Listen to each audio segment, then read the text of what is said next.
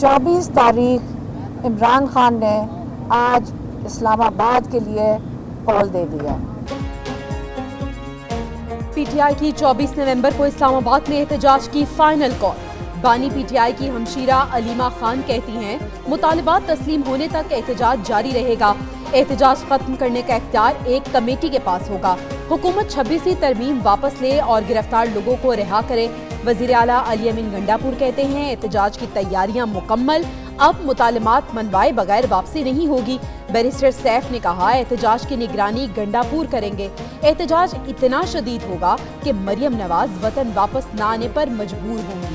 हम आएंगे, एहतजाज करेंगे, धरना दे के बैठे रहेंगे जब तक कि हुकूमत वक्त या जो ये तमाम लोग मिले हुए हैं ये घुटने न टेक दे। और एहतजाज का लाइहा अमल क्या है मुझे भी मालूम नहीं। 24 नवंबर को ज्यादा लोग ना निकले तो फिर शहमा मोमेंटम नहीं बनेगा।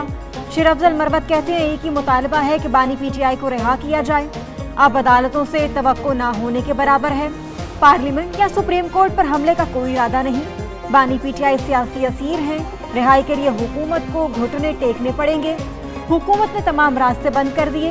पीटीआई रहनुमा की program red zone 5 with Fahad Hussain में बातचीत 10:02 पर। एहतजाज की आड़ में शरपसंदी फैलाने नहीं देंगे। कानून तोड़ने वालों के साथ सख्ती से निपटा जाएगा। वज़ीर इत्तलात पंजाब अज़मा बुखारी कहती हैं, चोर चोर कहने वाले का पूरा टब्बर चोरी में पकड़ा गया। कौम के बच्चों को झोंका, अपने बच्चे ऐश कर रहे हैं। लीगी रहनुमा रफीक रजवाना बोले, बार बार एहतजाज की कॉल देने से ये खुद एक्सपोज हो रही हैं।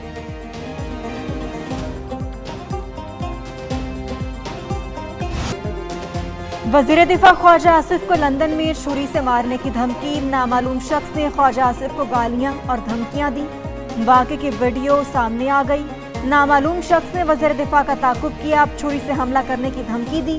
ख्वाजा आसिफ अपने साथी के हमरा ट्रेन में सफर कर रहे थे।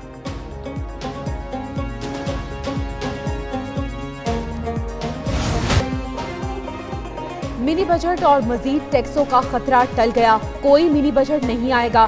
पेट्रोलियम मसनूआत पर जीएसटी भी नहीं लगेगा। पाकिस्तान और IMF के दरमियान मुज़ाकरात में इत्तफाक। महसूलात का 12,970 अरब का हदफ बरकरार रहेगा। IMF का टैक्स महसूलात पर इजहार इत्मीनान। टैक्स टू GDP की शरह 8.8 से बढ़कर 10.3% हो गई। 3 माह में रिटेलर से 12 अरब रुपए टैक्स जमा किया गया। 4 लाख नए ताजरों के गोशवारे जमा। रजिस्टर्ड ताजरों की तादाद 6 लाख हो गई। आईनी बेंच में कल 18 केसेस और 15 नवंबर को 16 मुकदमात की समाअत। जस्टिस अमीनुद्दीन की सरबराही में 6 रुकनी आईनी बेंच समाअत करेगा। माहौलियाती आलूदगी से मुतल्लिक मुकदमात कल समाअत के लिए मुकर्रर। फायज ईसा की बतौर चीफ जस्टिस हाईकोर्ट तैनाती के फैसले में नजरसानी दरख्वास्त की कल समाअत होगी। पाकिस्तानियों के बैरून मुल्क अकाउंट्स पर खुद नोटिस केस कल समाअत के लिए मुकर्रर। लूटा गया पैसा वापस लाने, दफातर में हरासानी, कन्वेंशन सेंटर और दीगर मुकदमात की भी कल समाअत होगी। चीन की पाकिस्तान से मिलकर सिक्योरिटी चैलेंजेस से निपटने की ख्वाहिश। बाकू में वजीर आजम शहबाज शरीफ और चीन के नायब वजीर आजम की मुलाकात। वजीर आजम ने दहशतगर्दी के खात्मे के अज़्म का इजहार किया। चीनी शहरियों की सिक्योरिटी के लिए हर मुमकिन इकदाम की यकीन दहानी। शहबाज शरीफ की आज़रबाईजान के सदर से भी मुलाकात। COP29 क्लाइमेट एक्शन सरबराह इजलास से खिताब किया। बोले, मौसमियाती तब्दीली से निपटने के लिए आलमी बरादरी की मदद की जरूरत है। वजीर आजम आज़रबाईजान का दौरा मुकम्मल करके वतन वापस पहुंच गए।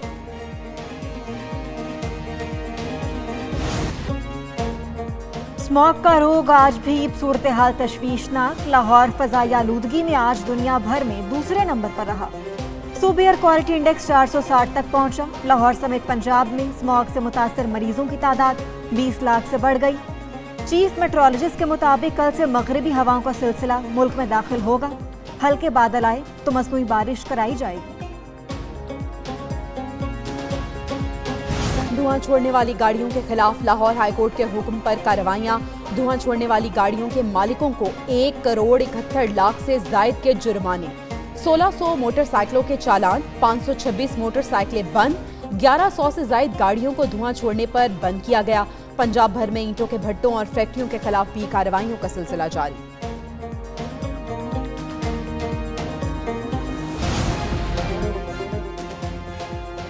स्मॉग कैसे पैदा होती है, फजा कैसे आलूदा होती है, सांसों में जहर कैसे घोला जाता है, फजाई आलूदगी पैदा होने के असबाब बताएंगे एक न्यूज के इसी बुलेटिन में।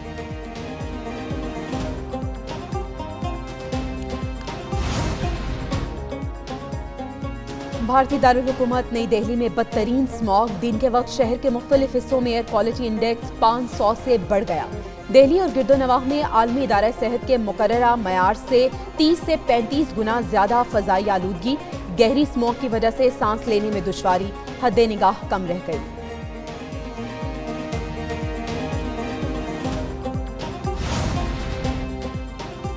मौसम की तब्दीली के साथ डेंगू मच्छर भी खतरनाक हो गया। लाहौर में रवां साल का डेंगू से मौत का पहला केस सामने आ गया।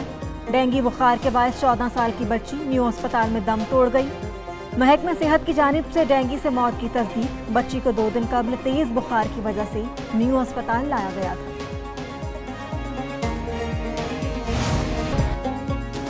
इस्लामाबाद और केपी में जलजले के झटके। पेशावर, मानसहरा, सवाबी, मालाकंड, बटग्राम, मर्दान और सुआत में शदीद झटके महसूस किए गए। जलजला पैमा मरकज के मुताबिक शिद्दत 5.3 और गहराई 220 किलोमीटर थी। जलजले का मरकज अफगानिस्तान में को हिंदुकुश था।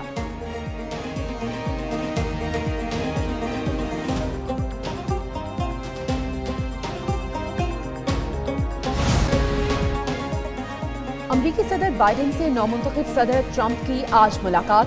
नौमुंतखब सदर की तरफ से अपनी टीम का चुनाव भी जारी। बेशतर अरकान इसराइल के हामी। एलन मस्क गवर्नेंस में बेहतरी और अखराजात में कमी के लिए नए महकमे के सरबराह होंगे। विवेक रामास्वामी इनके नायब बनेंगे। पेटेक्स को वज़ीर दिफा और माइक हुकॉबी को इसराइल में सफीर बनाने का फैसला। इसराइल की हामी एलिस स्टेफनिक अक़वाम मुत्तहिदा में मंदूब होंगी। स्टीव विटकोफ और एल्ची और माइक रोबियो को वज़ीर खारजा बनाए जाने का इम्कान।